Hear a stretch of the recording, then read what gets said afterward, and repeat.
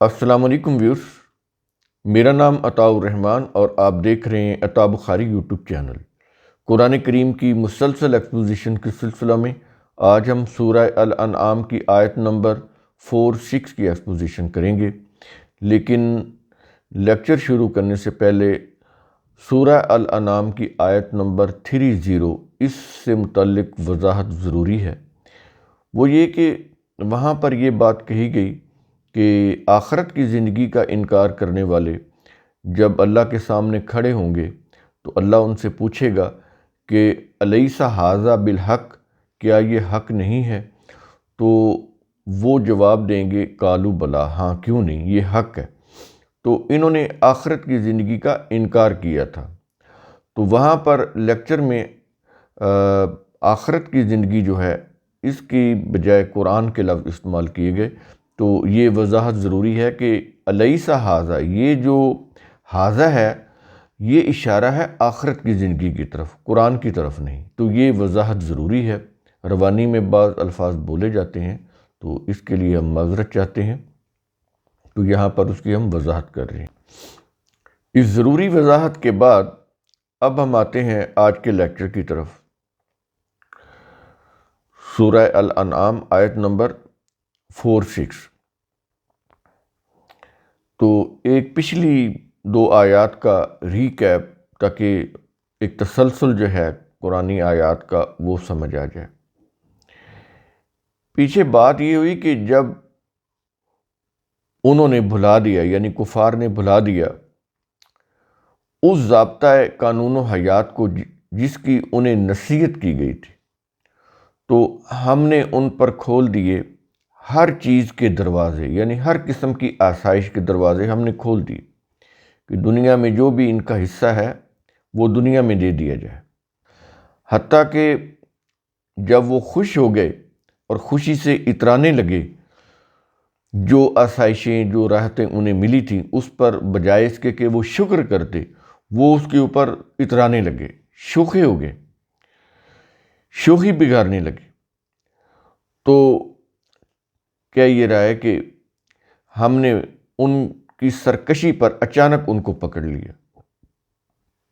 چاہیے تو یہ تھا کہ جب انہیں آسائشیں ملی تو وہ اللہ کا شکر کرتے، اس کے قوانین کی اطاعت کرتے، لیکن نہیں، انہوں نے نافرمانی کی، شیخی بگاڑنے لگے۔ تو ہم نے ان کی سرکشی کی وجہ سے ان کو اچانک پکڑ لیا، تو اس پر وہ مایوس ہو گئے۔ یہ چیز کہی گئی۔ اس کے بعد پھر یہ کہا گیا کہ ان کے متعلق کہ چنانچہ اس قوم کی پکڑ کے بعد جڑ کاٹ دی گئی۔ یہ محاورہ ہم کہتے ہیں نا کہ اس کی تو جڑ ہی کٹ گئی ہے۔ ظاہر ہے انسانوں کی کوئی جڑیں تو نہیں ہوتی، یعنی مراد یہ ہے کہ جیسے پودے کی جڑ اس کی بیس ہوتی ہے، جس کی بنیاد پہ پودا جو ہے وہ پروان چڑھتا ہے۔ اگر جڑ ہی کاٹ دی جائے تو پودا جو ہے وہ پروان نہیں چڑھ سکتا، وہ ختم ہو جائے گا۔ تو کہتا ہے کہ اس طرح ہم نے اس قوم کی بنیادیں جو ہیں، ان کی بنیادیں ہی لا کر رکھ دی، ان کی بنیاد ہی ختم کر دی، یعنی تباہ کر دیا اس قوم کو۔ یہ ہے اس سے مراد، جڑ کاٹ دی گئی۔ اور کیوں کاٹی؟ وہ کون تھے جن کی جڑ کاٹ دی گئی؟ جنہوں نے آسائش پانے کے باوجود ظلم کیا۔ چاہیے تو یہ تھا نا کہ ان کو آسائشیں ملیں، راحتیں ملیں، وہ اللہ کا شکر ادا کرتے، اللہ کے قوانین کو فالو کرتے، لیکن نہیں، وہ ان کی خلاف ورزی کے اوپر اتر ہے، سرکشی کی راستے کے اوپر وہ چلنے لگے۔ تو اس وجہ سے پھر کیا یہ رہا کہ ہم نے ان کی جڑ کاٹ دی۔ تو اس کے بعد کہا گیا کہ اور اللہ ہی کے لیے بے ساختہ تعریف و تحسین ہے۔ یہ جتنی بھی یہ لفظ وہاں پر آتا ہے الحمدللہ، الحمد ہوتا ہے کہ کوئی بنا سنوار کر تعریف نہ کرنا، بلکہ بے ساختہ منہ سے تعریف نکل جانا۔ یہ بے ساختہ اس لیے لفظ ہم نے استعمال کیا ہے کہ حمد کے اندر یہ میننگ ہے کہ دل سے کوئی چیز دیکھ کے تعریف نکلنا منہ سے، یعنی بنا سنوار کے پہلے سے کوئی الفاظ جوڑ کے نہیں، بے ساختہ۔ جیسے ہم کسی خوبصورت پھول کو سونگھتے ہیں یا دیکھتے ہیں تو کہتے ہیں واہ کتنا خوبصورت پھول ہے، کتنی پیاری خوشبو ہے. تو یہ الفاظ ہم نے بنائے سوارے نہیں ہوتے، بے ساختہ ہماری زبان سے جاری ہو جاتے ہیں. تو ایسے یہ جو اللہ کی تعریف ہے وہ مصنوعی قسم کی نہیں، بے ساختہ جو دل سے نکلے، زبان پر جاری ہو جائے، تو اس کے لیے لفظ الحمد آتا ہے. تو کہتا ہے کہ اس لیے کہ وہ تمام جہانوں کو پالنے والا ہے. جتنی بھی دنیائیں ہیں، جہان ہیں، وہ سب کو بلا معاوضہ سامان نشو و نما، سامان رزق دینے والا ہے. یہ چیز پچھلی آیات کے اندر کہی گئی. اب ہم آتے ہیں آج کی آیت کی طرف، سورہ الانعام آیت نمبر 4-6. الفاظ ہیں کل، اے رسول تو کہہ دے. کیا کہا جا رہا ہے کہ ارأیتم، کہ اے لوگو مجھے بتاؤ تو صحیح، کیا تم نے دیکھا. اب یہاں پر ارأیتم ہے، سوالیہ انداز ہے، کیا تم نے دیکھا. اس کا مطلب یہ ہے کہ کیا تم نے غور کیا، کیا تم نے مشاہدہ کیا. تو یہ غور و فکر کی طرف توجہ دلا رہا ہے، خالی آنکھوں سے دیکھنا نہیں ہے. یہ چیز سمجھ کہ کیا تم نے دیکھا، یعنی کیا تم نے غور کیا. کیا یہ رہا ہے ان اخذ اللہ، اگر اللہ سلب کر لے، یعنی تمہاری سرکشی، تمہاری بغاوت کے باعث سلب کر لے، لے جائے، سلب کر لے.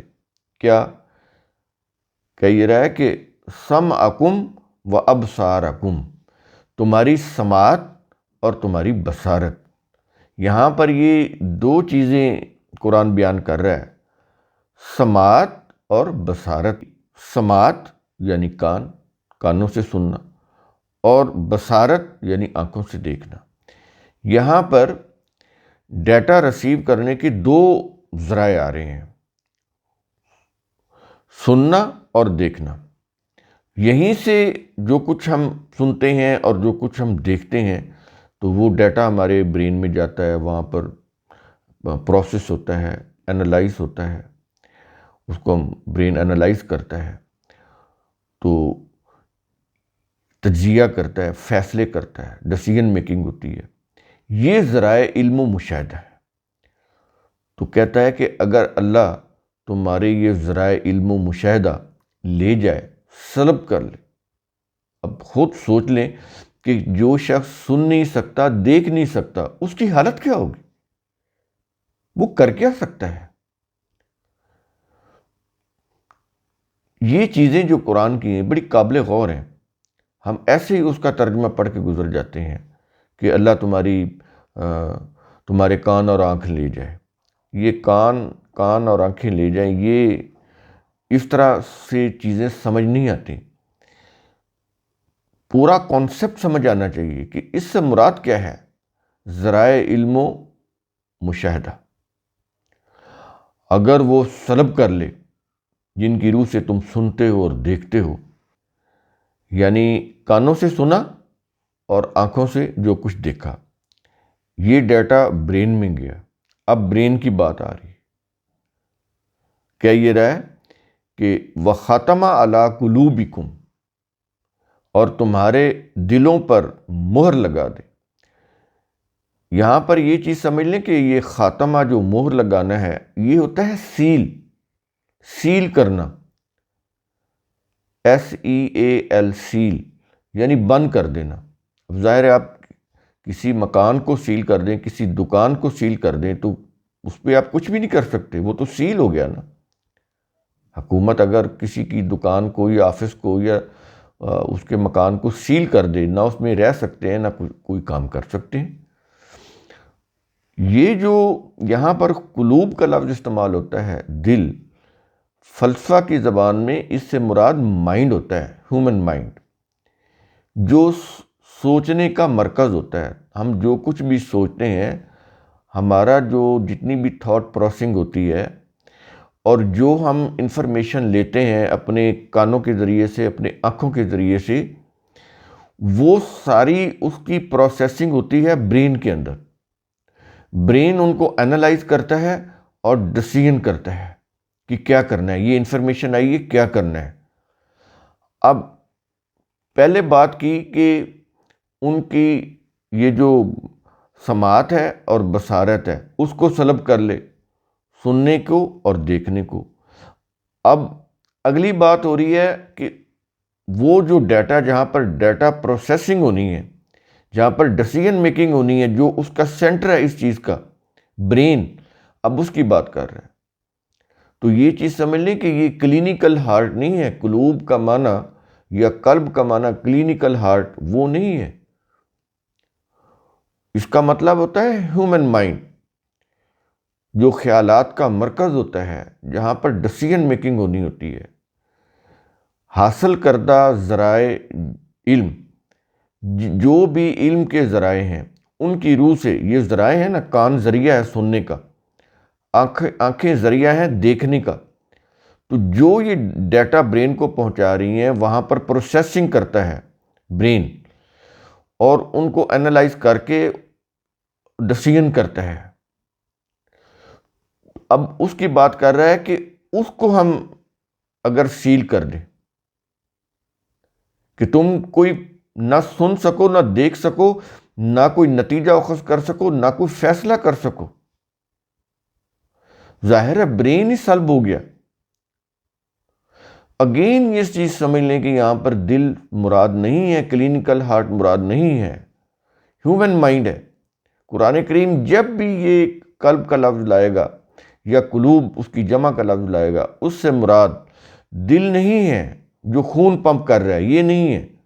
برین ہے، برین، مائنڈ، جہاں پر تمام فیصلے ہوتے ہیں، جو تمام باڈی کو احکام جاری کرتا ہے، اس سے وہ مراد ہے. تو کہتا ہے اگر وہ ہم سلب کر لیں، اس کو سیل کر دیں، تو اگلی آیت، اگلے الفاظ دیکھیں کیا یہ کہہ رہا ہے. کہتا ہے کہ من الہ غیر اللہ، تو اللہ کے سوا کون الہ ہے، یعنی اللہ کے سوا پھر کون سپریم اتھارٹی ہے، کون ایسی سپریم اتھارٹی ہے اللہ کے سوا. آگے کہتا ہے کہ یاتیکم بہ، جو تمہیں یہ سب کچھ واپس دلا دے. کون ہے؟ اللہ کے علاوہ کوئی سپریم اتھارٹی نہیں ہے جو تمہیں یہ چیزیں واپس دلا دے. کانوں کے ذریعے سماعت یعنی سننے کی صلاحیت، آنکھوں کے ذریعے دیکھنے کی صلاحیت، مشاہدہ کرنے کی صلاحیت، اور دماغ کے اندر ان سے حاصل کردہ معلومات کو پروسیس کرنے کی اور فیصلہ کرنے کی صلاحیت. کہتا ہے یہ جو سماعت کی، بصارت کی، عقل و فکر کی، سوچنے سمجھنے کی، فیصلہ کرنے کی جو صلاحیتیں اگر سلب کر لی جائیں، تو اللہ کے علاوہ کون ہے جو ان صلاحیتوں کو تمہیں واپس دلا دے؟ ظاہر ہے کوئی بھی نہیں. تو یہاں پر کس انداز سے قرآن کریم بات کر رہا ہے؟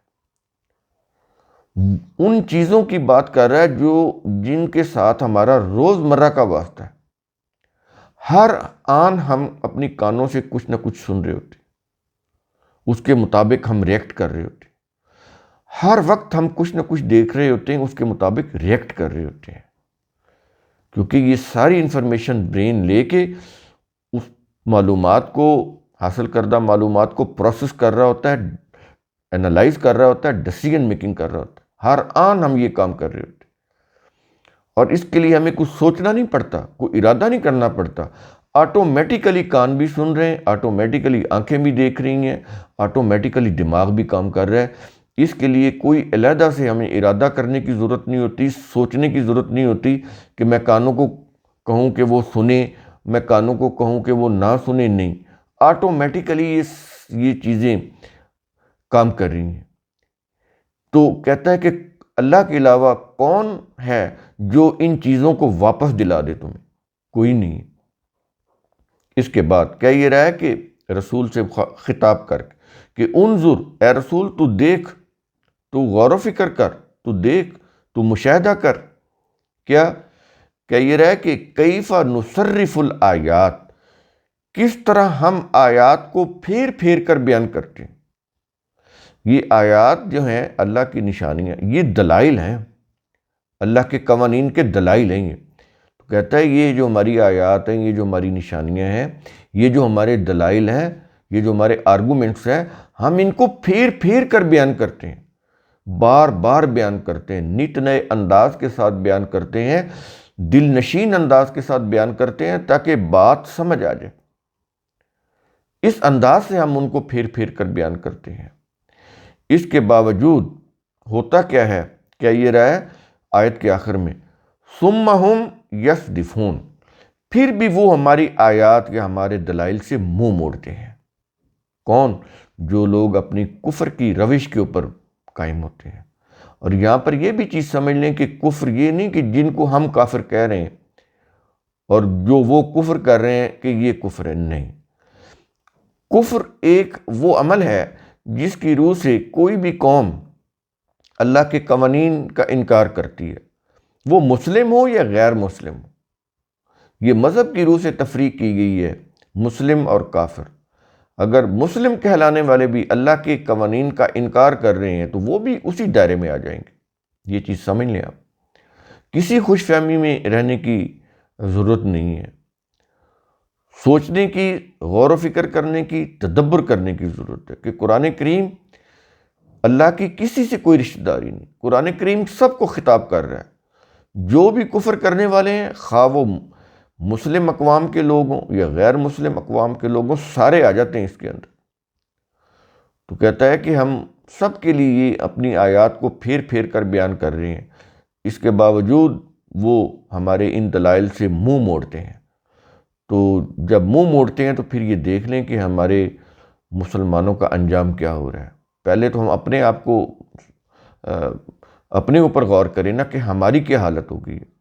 دوسری اقوام کی تو ہم بعد میں بات کریں گے، پہلے ہم اپنی بات کریں جو سب سے بڑے دعوے دار ہیں اللہ کو ماننے کے اور کتاب اللہ کے اوپر ایمان رکھنے کے، لیکن جو کچھ کر رہے ہیں وہ اپنے آباء و اجداد کے طور طریقوں کے مطابق یا اپنے اپنے مسالک کے وہ جو مذہبی علماء مشائخ ہیں ان کے مطابق، قرآن کے مطابق نہیں۔ کوئی تہوار، کوئی کام ان کا قرآن کے مطابق نہیں ہے، سب کچھ جو ہے وہ اپنے اپنے مسالک کی روح سے وہ کر رہے ہیں۔ تو بڑی قابل غور ہے یہ آیت، قرآن کریم کا اصول ثم تتفکروا، اس کی روح سے آپ خود بھی سوچا کریں، سمجھا کریں، غور و فکر کیا کریں۔ شکریہ۔